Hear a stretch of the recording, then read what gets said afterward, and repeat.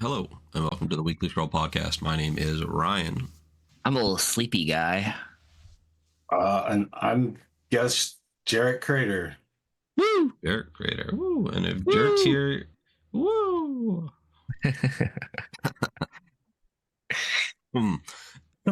All right. And if Jarrett's here, you know it is not cat chats. I think we're in double digits now. I think we're on 10 or 11. So, how's it going? How's it going, Jarrett? Doing all right. It's a Sunday morning in South Florida, which means it's muggy. Yeah. While the rest of the country is getting destroyed by severe weather, we're in a fog bank down here. No, it's just rainy here. I'm in the Pacific Northwest, so it's always rainy. So we're doing the regular thing.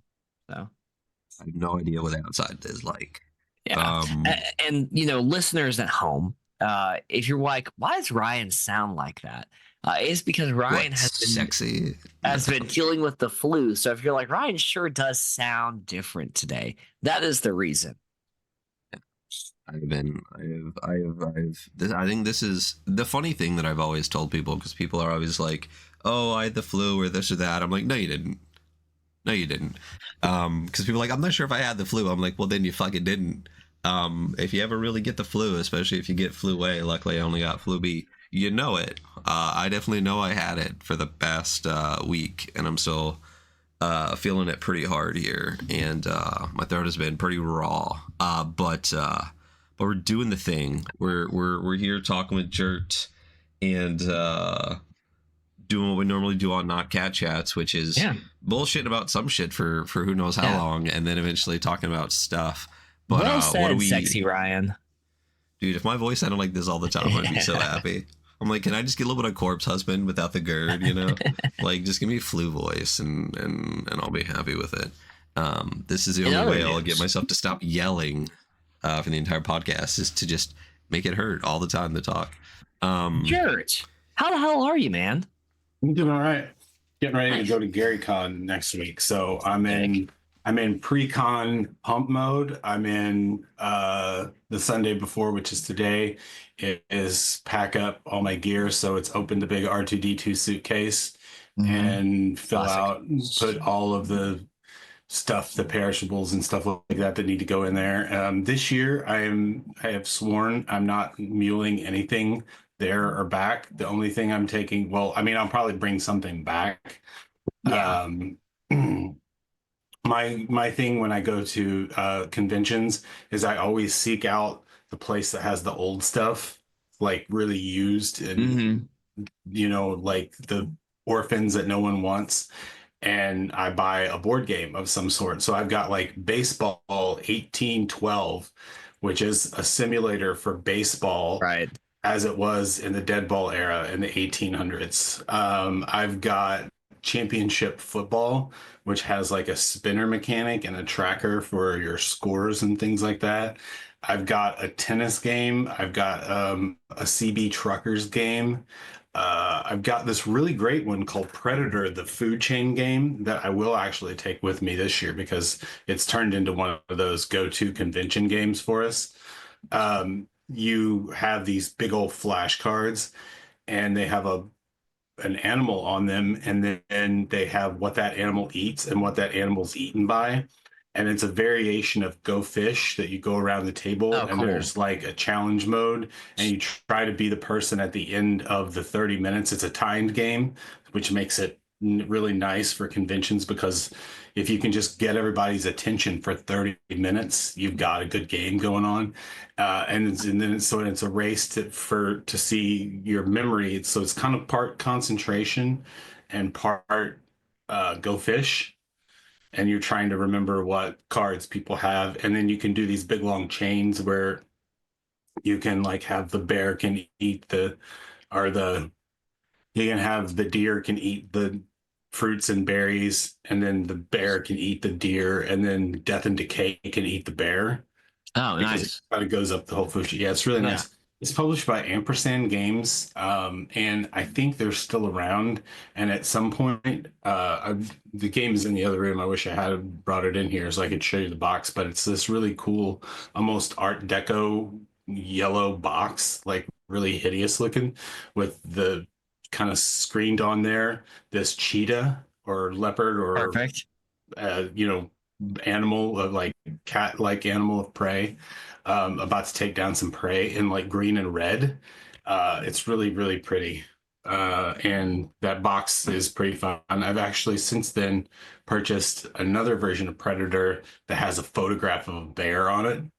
So I'm trying to collect all the iterations of Predator that I can find if I find. But that's what I do when I go to conventions is I find random stuff like that, like not even necessarily hard to find, just something that the game stores happen to have brought and that it's just going to sit there all weekend. And I buy it on Thursday, first day of the show, and then we just play the shit out of it the rest of the convention if we can. That's probably a great time. Yeah, Predator is really, really fun. One of these days, maybe we'll do a revision of it if they will let me license it out, and we're going to do all like fantasy monsters. Cool. So it'd be sick. I just I think you actually showed me this before, and we were talking. I think I just threw it up on the display there. The this one. I'll throw it in chat to make sure it's the one that you're talking about. But that's a dope box too. Yeah, I have that box. Oh, it's yeah. really pretty. And that's what attracted me to it, because it had a whopping $10 price tag on it too, which is the best thing. I mean, that's my God, you almost have to see a cool like game box and it says $10. I don't know if I could ever walk away from that. Yeah. So aside from things like that, like I find those sports games that no one wants and things like that, and I get them for like 10 or 12 bucks. I got one called Dungeon Dice a couple years ago at PAX, which the goal of it is to roll dice and dig your way out of the dungeon. Okay. And so you do like sets of, there's like specialty dice that have like little icons on them, and your goal is to roll pairs so that you can actually build your tunnel out. But then there's also like the guards that can get you and stop you and take your part of the tunnel out. And it had this really cool like poly molded dice rolling area in the middle. And then the board is these 4 L-shaped sections or V-shaped sections that go around it and attach to the little plastic thing in the middle. Again, just one. I think that was a Parker Brothers. I'll look it up. Parker Brothers Dungeon Dice. I think I found the one with the bear photo on it too. I gotta say, the bear one is cool, but that yellow box. The yellow box is just so good, isn't it? It pops so nice. It's really good. Yeah. Yeah. It's just, but it's kind of con season now, isn't it? There's like a bajillion cons. Everyone keeps talking about like, I don't know, Breakout, and I don't know, Adepticon is this month, and there's just a lot of cons happening. Yeah, a lot of cons happen in the early spring and then go throughout the summer. There's still a few in the late fall and winter, like PAX is in December and stuff like that. But yeah, tis the season of the convention. So I'm super stoked. I like going to Lake Geneva. I like going to this show in particular because I get to see the people that I play DCC with on the Wednesday nights and the weekends and stuff like that. Like Doug and Mez and Clea, Tom, Stefan, which is really cool. So it's nice, like a once a year, most of us are there, which is really cool. That is really cool. It's expensive, like the food is expensive, but the food's actually pretty good. So it's not horrible for you. And we go to this pizzeria called Next Door Pub and Pizzeria, but we've nicknamed it Nice Guy. Well, Doug nicknamed it Nice Guy Murder Pub. So we always refer to it as Nice Guy Murder Pub. So we go to Nice Guy Murder Pub once a year as well and have like sandwiches and brats and shit like that. Because when you're in Wisconsin, you got to have the brats. Wait, why do y'all call it Nice Guy Murder Bar? That's the way Doug Kovacs' brain works. He just sees something and just calls it something else. He couldn't remember Next Door Pub and Pizzeria. So I got nicknamed Nice Guy Murder Pub. Cool. So, what's coming out? What's the new release? the new release this week that for those listening at home, I sent late in the mail, so it didn't get out, is Playthings by Seth Ian for Liminal Horror. It is a funnel essentially. You can use it to intro new characters, or you can use it as a resonant artifact characters find and slot them in there. But spoilers, people wake up in a world where they are all toys. So you're either a G.I. Joe or a Barbie or Lego bricks and things like that. It's got a bunch of really cool collage art that Seth did for it as well, that I really dig. And it's nice, slim little volume. It's got all your encounters. It's got a pretty extensive bestiary. I don't want to give too much away for it, but it's a nice little one for Liminal Horror. The first third-party stuff that we publish. We do publish the first-party Liminal Horror, of course. So, well, that sounds really cool. I love a funnel adventure, but that's very Toy Story core funnel adventure. I love that. There's you're not actually like toys in it, but what's the movie about toys that's like really fucking dark? I never remember what it's called, but like the toys are like killing people and stuff. I don't know if maybe like, you mean Puppet Master? No. Like I think those are classic films, though. By the way, I could talk about Puppet Master films all day if you guys want to talk about the Puppet Master films. I'm a big fan of Full Moon Entertainment. Which one was Puppet Master the one where like you could? No, that was I was gonna say Wishmaster's one. I was like, was Puppet Master the one where you get a wish? No, that's Wishmaster. That's actually Wishmaster. So yeah, where like you wish, but it gives you like the worst possible way that your wish could be like construed, which is awesome. No, there's I feel like it's a really dark like adult. It's like Toy World or something because the toys are like killing people or something, and I feel like it's one of those things I feel like was a fever dream when I was younger, and now I can't remember it. Maybe you made it up. Maybe you Small Soldiers. Maybe you. No, first of all, Small Soldiers fucks. That movie is Small incredible. Soldiers is great, actually. So never seen it.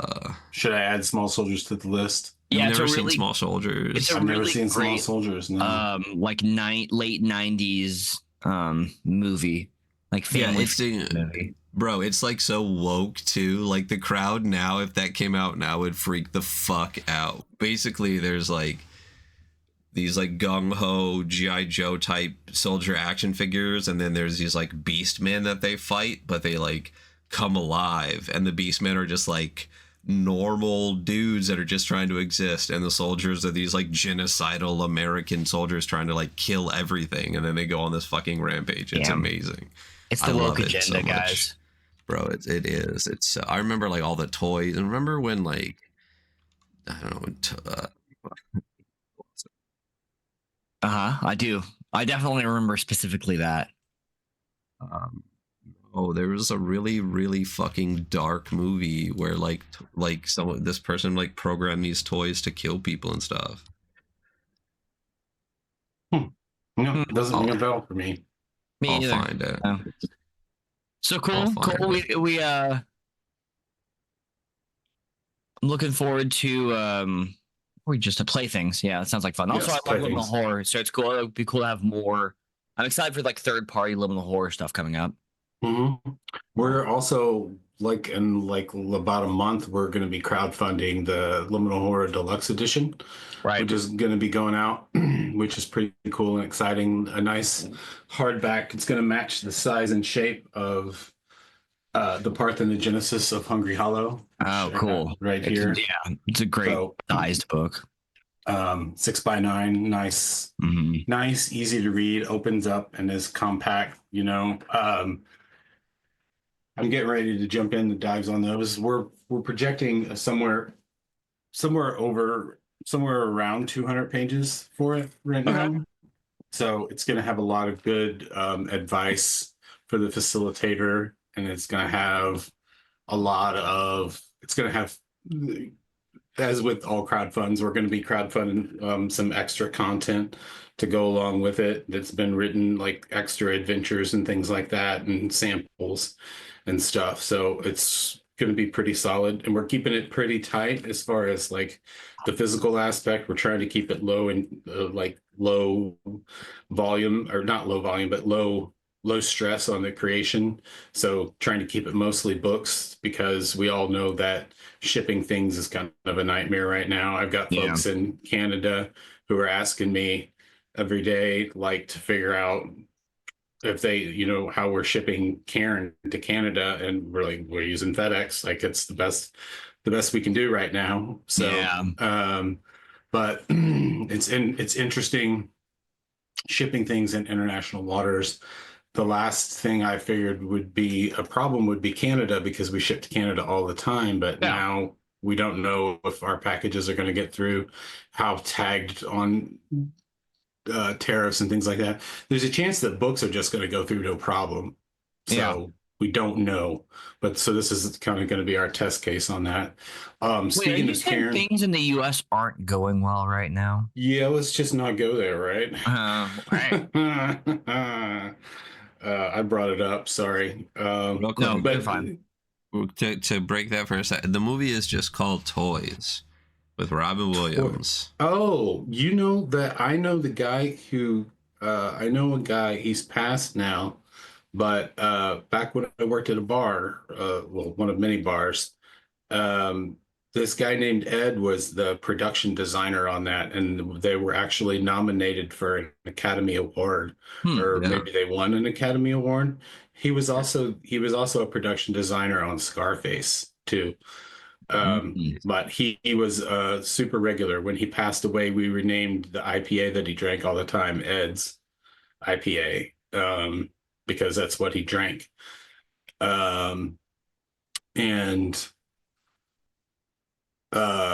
Yeah, when he was a pretty cool guy. He always would get those Oscar screeners for your consideration, and this is before like mass touring and downloading and things like that. Right. So we could watch all of the Oscar worthy picks. We would have like movie nights at the bar after we closed, and we would just sit up there and hook a VCR up to the big TVs and then just play that, which would be pretty fun. So got to see many films I wouldn't normally see, which was nice. There you go. Oh yeah. Yeah. Boys, Robin Williams. You know, and honestly, I've never seen that film, and I should. So yeah, it bombed, and I remember watching it and thinking it was like weird. Like, it's okay. Like, it's not one of those movies that's like so weird it's like becomes a cult classic later. Like, it definitely kind of has a little bit of that cult classic status, but you're gonna watch it and just be like, huh, that was just weird. It's got LL Cool J in it, so if you're a big LL Cool J in the 90s fan, there you go. But anyway, the deluxe edition. Yeah. Oh, I was going to give a small update on Cairn. Cairn shipping is proceeding at pace. Most of the EU orders have gone out. The UK orders are going out at pace, and the US orders are going out at pace. So nice. which is pretty fun. Yeah, it's a lot to chew on, and it could be overwhelming, but we broke it down. We did like you do with all problems. You break it down into smaller bits. And so we broke this down into bits, and we're doing a certain amount per day, then we're going to get done, and it's going to be nice, as opposed to trying to get so many out a day and wearing ourselves out and just being exhausted from that, and then trying to keep up with the daily customer service and stuff like that to make sure that folks are getting the right books and getting their questions answered and things like that. So yeah, Karen's coming through. Nice. But Liminal Horror Deluxe. It's gonna be a good one. It's gonna have all the stuff from Investigators. So it's gonna be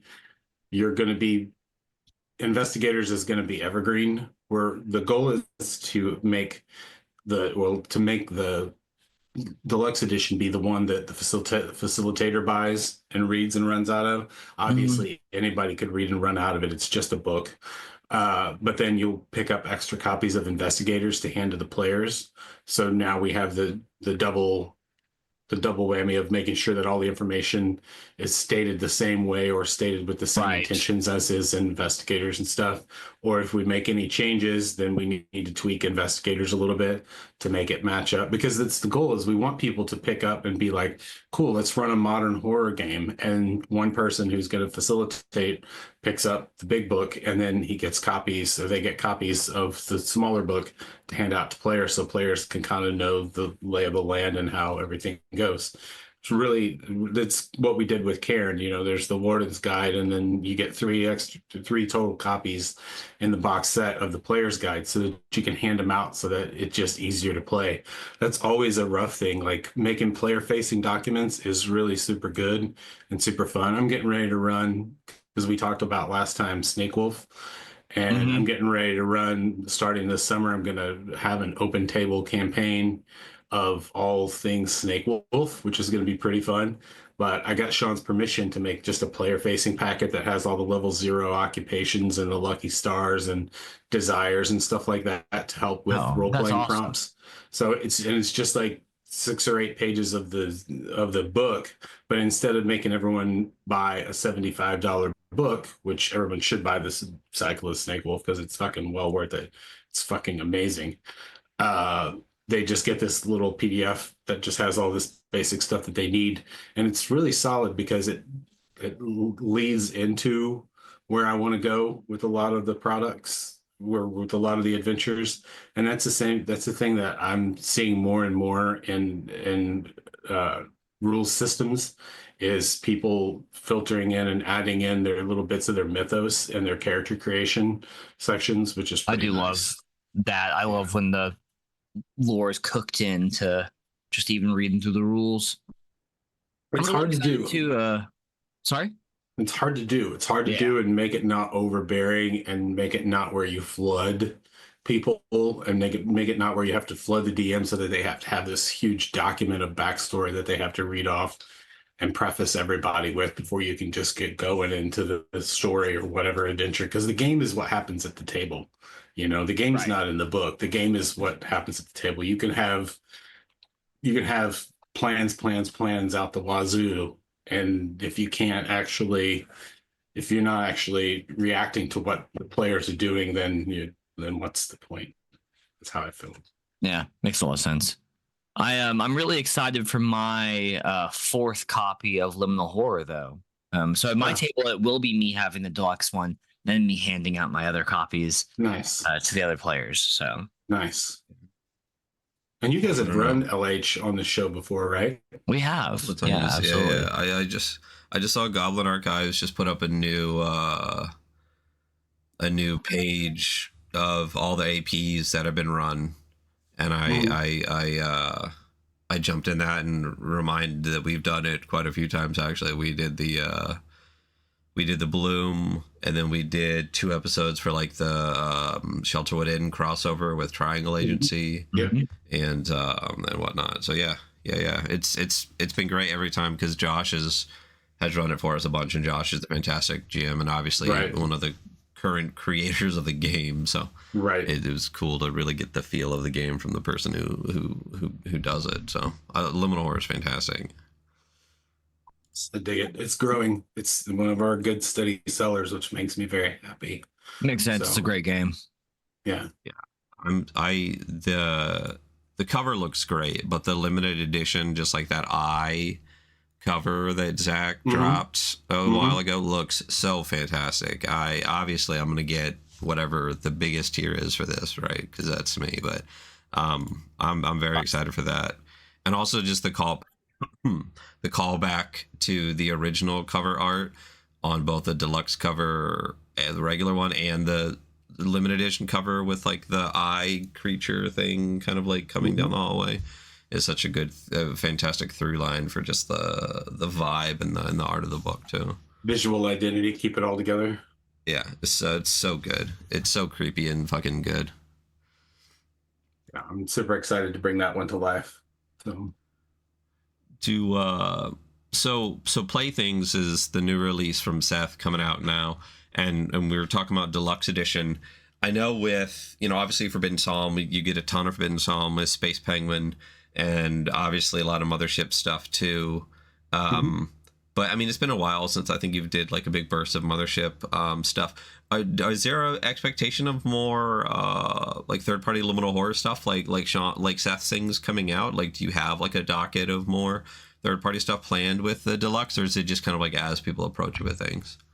It's just kind of as people approach with things. A lot of folks are DIYing it and getting it done, which is great and things like that. And there's a slew of third party content for LH, which is really great. But no, I happen to work with Seth on some other projects, and he had this one and came up with it, and it was easy enough to get done up within a certain amount of time to get it on the release cycle schedule and everything else like that. So that's the big, it's not even a secret, but we've got like a 4-month cycle here for final production. So folks normally bring stuff in a pretty ready form, and then we've got to solicit it to our distributors and make sure that they know that in 4 months you'll be able to purchase this to resell to stores and things like that. And then we've got, during that 4 months, we've got, time for a back and forth cleanup, editing, pass, proofreading, anything else like that, any final tweaks, any art and stuff like that, a barcode. I can't tell you the times I've almost forgotten a barcode. You would think that you would not do that. Now I have like sticky notes that say, remember the barcode, which is kind of an important thing to do. And then to actually get it printed and make sure everything's good with the print run. And then Debbie has to pack it up and wrap it up. And then we got to send it out to our distributors and to our, internet web store purchasers. Takes about 4 months for on that side of things, let alone the time it takes to actually build a thing before that. So. Gotcha. Get the process down. Yeah. So if someone comes to you and was like, hey, Space Penguin, I have this thing that's like 90% done. If you guys are like, this actually fits our thing, sure, let's do this. It's like a 4-month turnaround basically from when they touch base with you to potentially having it like out and about. Yeah, 4 months or longer. It really depends on the release schedule and what else we have. Like I've got the next 4 months planned out thus far for zines and things like that. And I'll be sewing up the end of the year, probably at GaryCon or the week after when I get back, and making sure all that stuff's going on. So yeah, it's weird having things planned out that far in advance, but it's how one makes it work. So yeah. It's definitely, I mean, we plan out like half a week before most of the time, because it's a lot of times it's like, shit, what were we doing again this week? And it's like, I don't know, we haven't picked it, it's Tuesday. So 4 months would be a cool thing out. I know we started the show. I'm sorry, I know we started talking about GaryCon a little bit. What other cons are usually the big cons that you hit through the year, whether as just a participant or as now, Space Penguin? We go to Gen Con every year because it's big and it's fun and you get to see the most people. We go to PAX Unplugged in Philly in December. And then we do a local to us one called QuestCon Orlando. And they're in their 4th year. It's a small show. It's growing every year. They're getting more of the stuff that people want at cons, like more autograph booths and big names. Like that's how you build up a con. You bring in names around it and stuff like that. And that QuestCon's also attached to Crucible, which is a big 40K skirmish tournament, like Warhammer tournament and stuff like that. So there's a lot of that goes on that weekend. So those are the 4 shows that we hit. And then ideally, I would love to, it's someday, my dream con if it ever just falls perfectly right, it kind of falls sometimes on my birthday, is to get the Game Hole Con, which is kind of the most northern one in Minneapolis. I think it's in Minneapolis. Now I say that and I have to look it up. I don't know that one. It's in Madison, Wisconsin. See, I wasn't even in the right state. We go to trade shows like ACD Games Day, which is also in Madison. That's more to meet our distributors. That's more work related than it is fun time, chill out, enjoy stuff. So, but the one show that we table out is QuestCon Orlando. It's just a matter of logistics and time and travel and transporting the product and being able to get it there and make it sense for you to have that booth all weekend as you're selling stuff. So it's a weird business to be in on that side of things, because you have to have that con presence and you have to have product at the shows if you can. So you just do the best you can. We work out a lot of third-party deals with other places that are going to be there that will carry certain products. We work with 𝗣𝗲𝗃 Gaming to have like live role-playing, like actual sessions and stuff like that. Like we've got 4 shows this year that we're going to have like a total of like 96 hours worth of Liminal Horror at some of these shows. So that's going to be pretty fun. Nice. Like run by actual pro DMs who are familiar with the product and familiar with the content and stuff like that, which is pretty great. I'd love to go pro as a DM, you know? I'd love to be a professional. I only ever played minor leagues, you know? I mean, we know a bunch of people that are professional GMs or people that we're aware of, you know. Go to startplaying.com or whatever and become a professional GM. James does it. Wes Franks does it. There's a bunch of people that do. I mean, I think Josh does it as well. Josh Demansky, if I'm not mistaken. Sense. Yeah, I'd pay him. Yeah. And you can do it to, like, I did it for several years for Goodman Games running DCC. If you run 16 hours, I mean, it depends on the company, but back when I used to do it, it was run 16 hours. So run 4-hour games. So run 1 4-hour game a day or 2 4-hour games on one day. And then, you know, 4 hour, give yourself a whole day of just not doing anything. And they cover your badge or part of your hotel room. It just kind of depends, you know, every company is different. So because you're given your time to do that, and so you're getting reimbursed and expenses essentially. So yeah, it sounds cool. Yeah. I really think I really want to do PAX again this year. I know you guys said that you guys are a maybe because of the whole marathon thing. Yeah. But I think if I do PAX again this year, I really want to probably at least do Gen Con and PAX next year. Yeah. A lot of people love Gary Con though. It's fun. It's a good show. It's smaller. You just got to get your badge quick when they sell out, and housing is always a struggle there because the hotel itself sells out pretty quickly. Like this was the first year in 8 years I managed to get a room. But then I'm gonna be bunking with the DCC gang. I actually traded my room off to somebody else, so that was easy, which was good. But getting like it's a small show and it's kind of growing and it's kind of outgrown that space a little bit that it's in. It's really, really tight. So, but there's not really another place to do it. So I'm sure that their board of directors like has to go through this same story every year and figure it out, you know, but they make it work. So, and the best part is you get to do the jousting tournament, which is free, and you can actually just joust with people. You got like little horses, and then you move up and you joust with people. It's pretty fun. Like actual little horses and actual jousting, or is it some type of like on a bike situation? Like, what do you mean? No, it's like on a table. It's like there's an open jousting tournament that runs all week using the OD&D or chainmail. I don't even remember where these jousting rules came from, but they're pretty fun. I'm sure some eagle-eyed listener would tell us, or eagle-eared listener would tell us where those jousting rules came from. One of the old books. It's Gary Con. I was going to say it's. I assume it's probably OD&D or chain. Isn't just the rules in OD&D just chainmail combat rules anyway? Sorta. See, now I'm talking out of my ass because I don't know positively for sure. They're modified. It's all modified. It's all thrown together. It's all first to publish and things like that.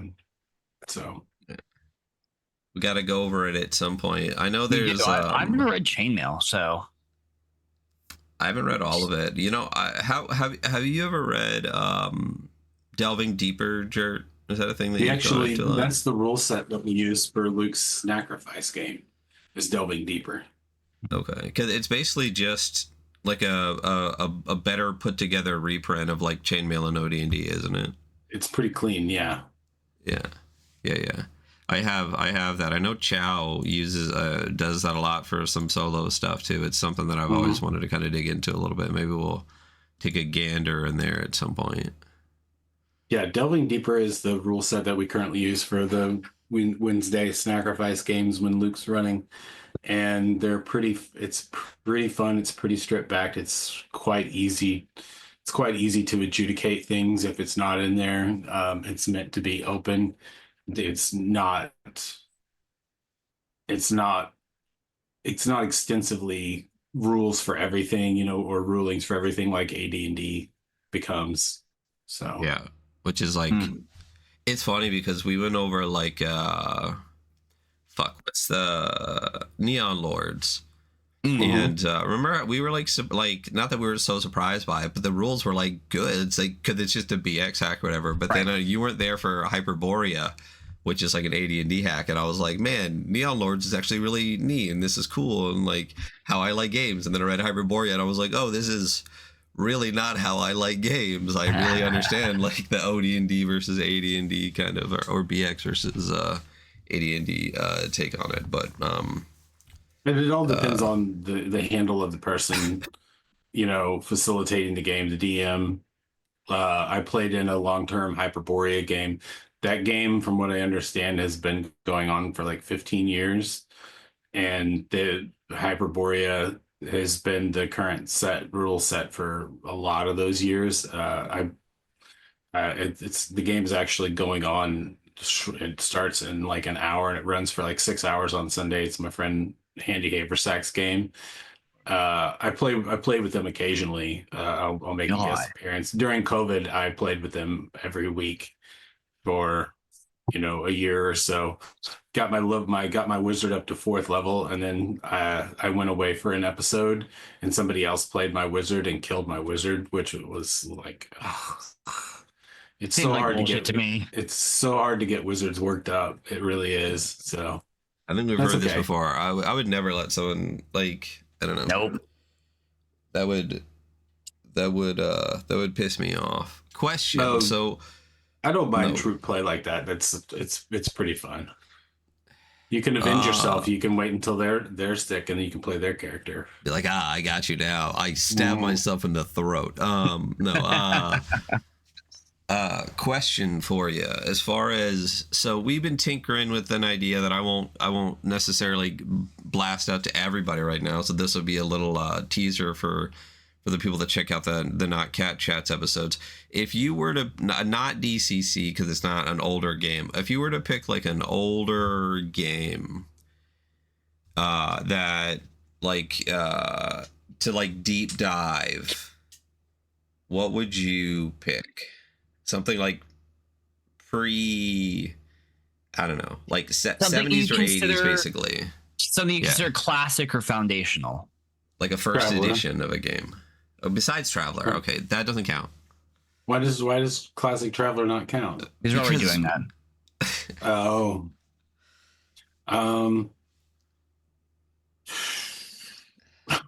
Predator, the food chain card game. We could deep dive on that one. How about a tabletop role-playing game?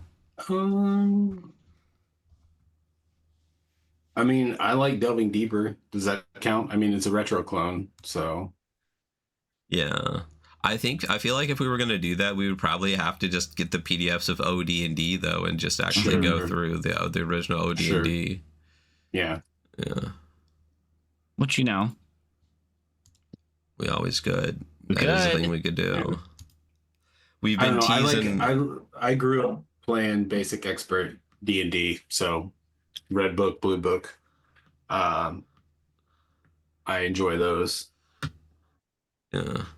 So we've been toying with the idea of basically doing kind of like what we do on the show, but not scoring it, but potentially bringing on guests and doing like a like an old foundational game and talking not only like deep dive in these older games, but also having discussions about like how this game might have like impacted current stuff. So if we did like first edition Gamma World or something, for example, going over stuff like that. My personal one that I've got close to my heart that I want to find someone who's actually run is Bunnies and Burrows. Nice. Is one that I really want to check out. But yeah, that's an idea that we've been tossing around. So that's a spoiler for our fans that check out the Not Cat Chats episodes for potential stuff coming up soon. Is some episodes like that maybe. But because we don't as far as like our show goes with the reviews, we do, you know, modern indie games and stuff like that. I don't think it's kind of fair to put like a game from like 1976 up against our modern scoring rubric or whatever. Yeah, sure. Yeah, I see what you're saying. Yeah, because I mean, a lot of those older games, just like the way books were put together is not even the same. You know, like art was very different. A lot of it's very like almost magazine like with like the layout format and black and white and stuff. 3 columns sometime. Yeah. So, and sometimes they're dense as fuck. I mean, it's like these old Dragon magazines and stuff like that. There's still a lot of what was in here. Look, I mean, here's an example of 3 column on one page and 2 column on another page. Beautiful. And that was just translated over to the books. I mean, it breaks it up. It's also there's like widows and orphans left and right. Like, they weren't really concerned with that.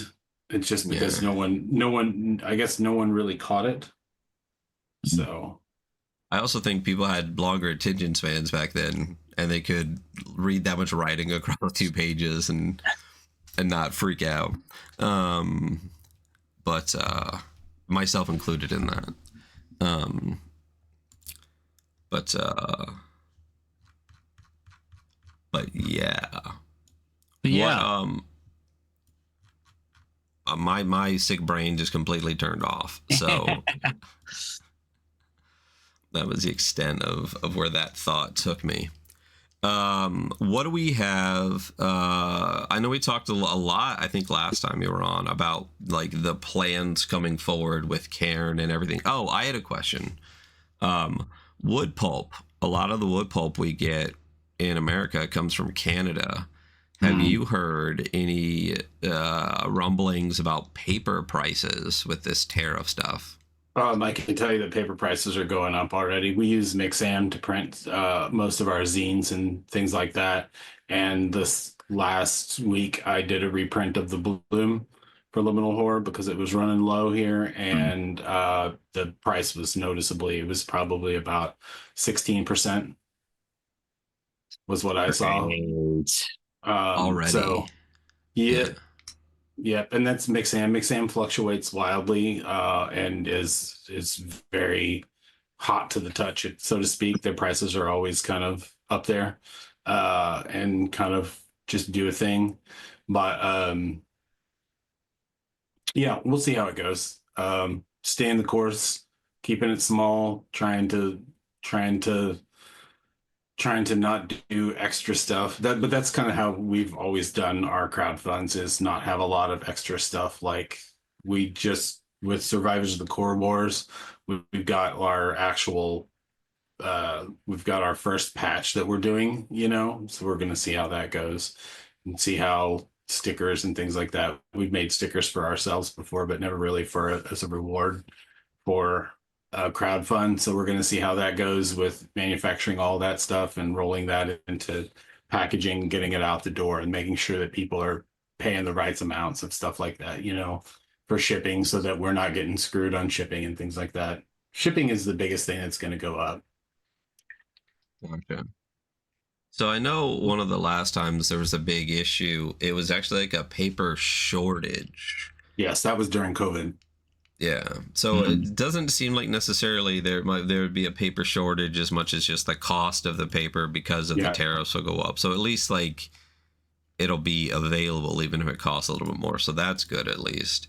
And a lot of you guys' big crowdfundings, I guess, before Liminal Horror happens are already printed and are done and in the process of moving. So hopefully the worst of it's not going to hit you with that. That is where I think my brain went as far as paper tariffs that I was curious about. It really, it's one of those, you just got to pay attention to what you're doing and make sure that you're adjusting your margins and you're getting requotes in a timely manner.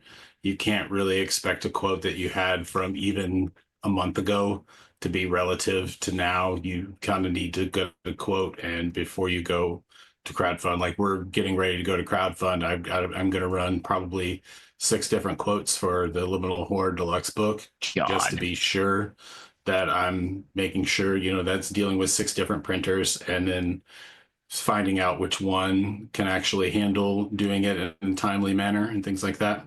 So it's fun, this job that I do. It's fun. It's not fun. No, it is fun.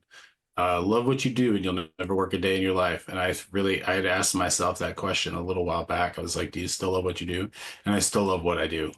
Like, well, good.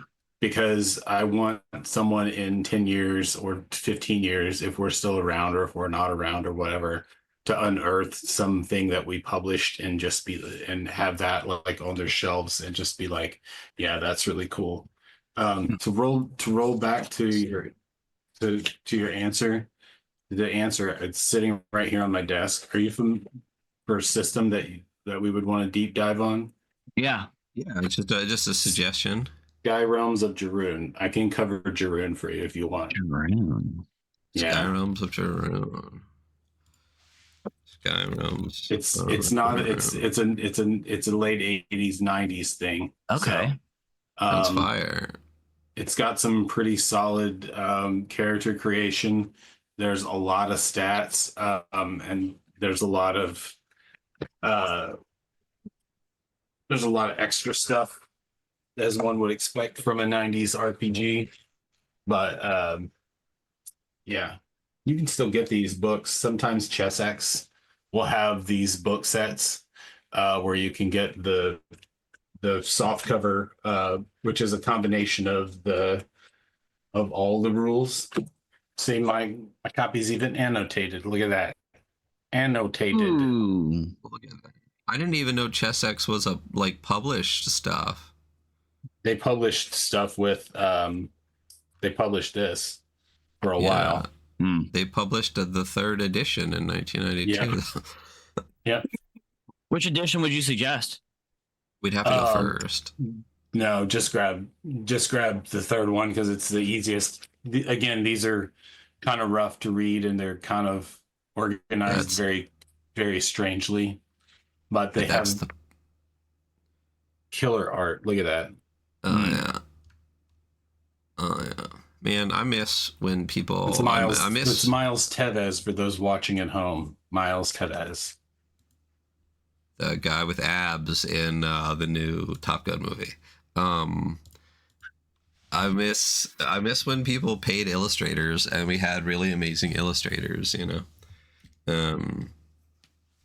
Not that we don't currently, but not to the level. Someone recently posted on Blue Sky just like randomly just like the ads that were in like 1950s magazines and how just insane the illustration was for just like an ad, you know. And it's like, well, they would give the illustrators money and time, and that would be cool. If people still did that. All right, my brain is breaking.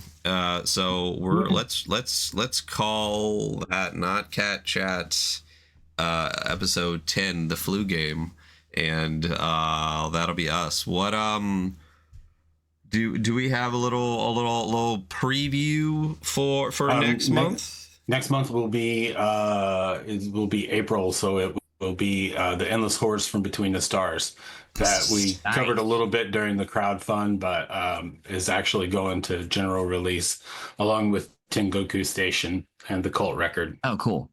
So those will be the releases, which you guys already have, which is great. Yeah, we already have those. So we'll be able to pop those up. Cool. All right. Well, Jarrett, thank you for putting up with our sick brains today. Absolutely.